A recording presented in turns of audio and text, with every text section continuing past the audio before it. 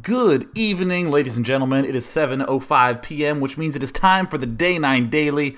It is currently June 22nd, and this is Day 9 Daily number 142. I love those gigantic numbers, and I also love the fact that we're doing more stuff on Artosis today.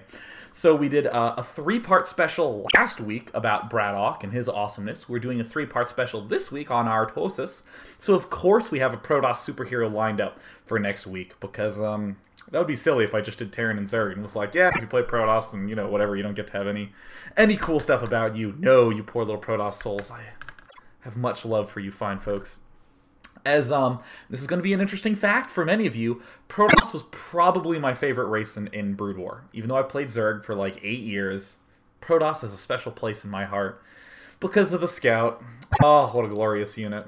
But anyways, you know, I think most of you are probably noticing that before I start any show, I just begin with some random story about something that's going on in my life that I think is noteworthy, and I share it with you, whether it be, you know, a cool meal I had or a person I saw at Starbucks or something.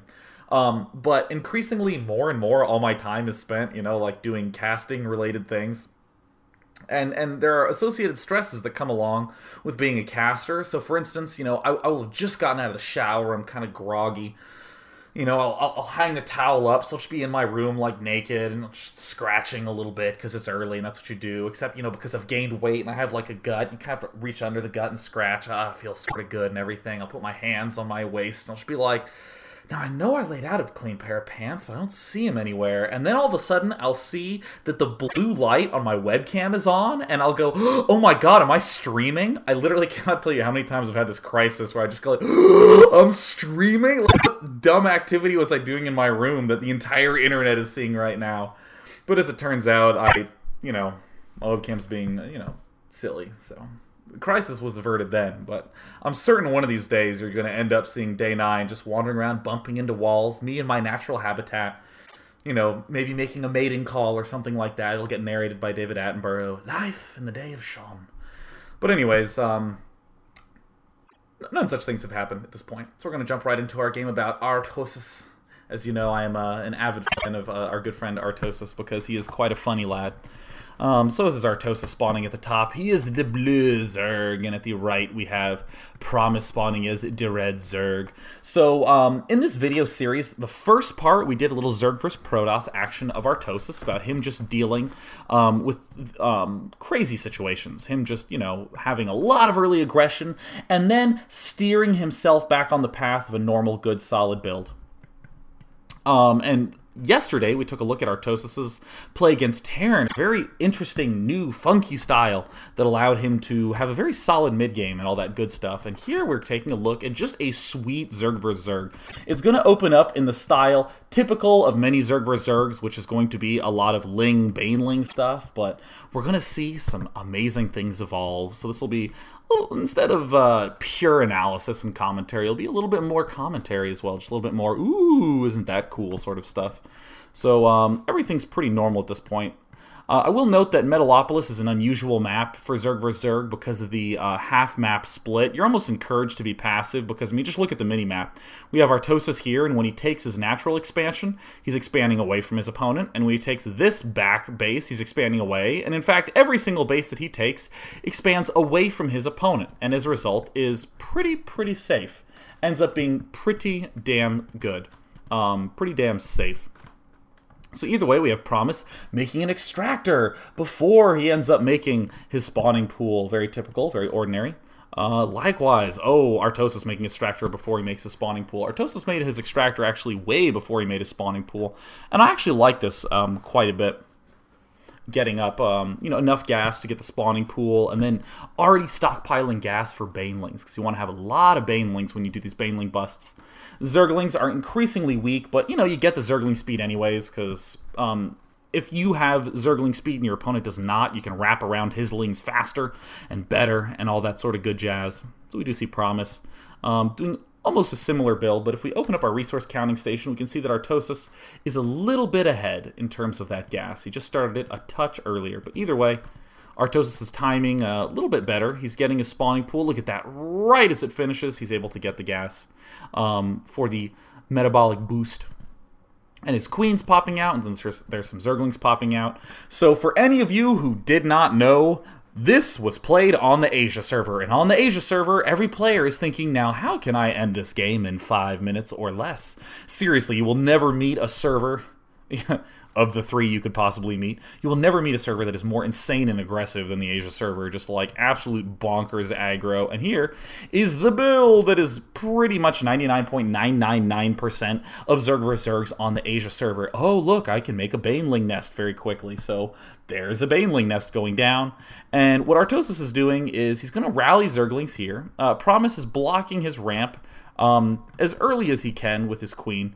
If we go to the unit counting station, it does look like Promise tried to squeeze out many extra drones, so he's just tried to do a little bit of a block here. Whoops, I had sound disabled. Typical day 9 fashion. But he had to block with that queen for a little bit, and Artosis doesn't quite have speed yet, so he's not able to do a big sort of surround. But he is just going to still be able to stay alive, Promise is. Artosis has to back off a little bit, but that's okay, because, oh my goodness, Baneling nest is done. And this is another little timing. If you have 0 gas when you build the Baneling nest, like if you stockpile 50 gas, then build it right away, you will have just enough for 5 Banelings right when it finishes. That about leads Artosis to be gas broke. So look at them both going Ling Baneling. And this is what begins something that I call is absolutely retarded. Players just sending Banelings. Oh, don't want to send too many of them because you only want one to explode at a time. Okay, still sending them. Detonate, little Baneling. Okay, sending more Banelings. Artosis is still sending more Banelings. Now, I'm not going to lie, this is stupid, right? Banelings versus Banelings, trying to get in there, and Artosis, by some miracle, manages to squeeze in, but still doesn't kill a drone. So what is Artosis' response? Well, it's going to be to send more Banelings, right? So I just want to pause and just note that this is what bothered people about this matchup for quite some time. It started off and it was all Roach all the time, and everyone's like, oh, I hate that, because if you just have more Roaches, then you end up winning. And this was different from StarCraft 1 Zerg vs. Zerg, where, yeah, it was Muta versus Muta, but you could do micro and pick things off with Scourge, and you could, sweep in from all sorts of angles because Mutalisks fly. But no, Roaches are ground units. They can only shoot the ground. So you always know where his Roaches are. You always know where your own Roaches are, unless you're one of those no-monitor players. So it was a little bit dry. So they nerfed Roaches and nerfed Roaches and nerfed Roaches. And now we have Banelings that, well, it's more that Zerglings with speed can overrun small numbers of Roaches. So people are liking Zerglings with speed. So then if everyone's making Zerglings, then all of a sudden everyone starts making Banelings. And you get these stupid-looking games. But fortunately, it is just a stage. It's a little bit coincidental because both of them did this I want to try to cheese and win very, very fast style. But we're going to see some amazing things develop. This is what I would just call a stage in Zerg vs. Zerg. Oh my god, look at that nice little Baneling pop by Artosis. Notice that Artosis is actually the one playing from behind right now. There were 17 drones for Promise. Promise was really the one who was ahead economically, and Artosis is the one who has all the Zerglings and is trying to break up there. And Promise said, you know what? Look, here's some more drones he's making. We can see in the resource counting station, Promise has made himself more drones. He said, you know what? I'm not going to have any more of this Baneling shenanigans. I'm just going to straight up make a Roach Warren. Roaches, once they get to decently good numbers, and they can't be surrounded very well, the Roaches are great against the Zergling Baneling. But look at this, Zerglings popping in by Artosis. Those speed lets those Zerglings just be so fast, but the giraffe heads pop and headbutt their way into safety. So this is the typical style of Zerg vs. Zerg that we're seeing. Look, Artosis is still trying to send some Banelings up, but you've got to be careful with him. Promise is just going to rearrange his spine crawlers a little bit, and once the creep spreads far enough, he will be, relocating. But, uh-oh, Promise getting a little bit overeager, so now I think we can clearly say that Artosis is at an advantage. Look at the food. He's at 30, his opponent's at 23. And though these numbers don't look very big, just tell yourself he was 50% ahead of his opponent in food count at one point in the game. That's way, way, way, way, way ahead. And so, you're in Promise's spot. What do you do? So one thing that's interesting to note is that if you have Banelings, like if you're both going Ling Baneling, if I'm the defender, I technically don't even really need to make many Zerglings at all. honestly. I mean, if all of our, all of your Banelings die and you have a bunch of Zerglings, and I still have 2 or 3 Banelings left over, even if you have like 16 Zerglings, you still need to be really, really, really careful.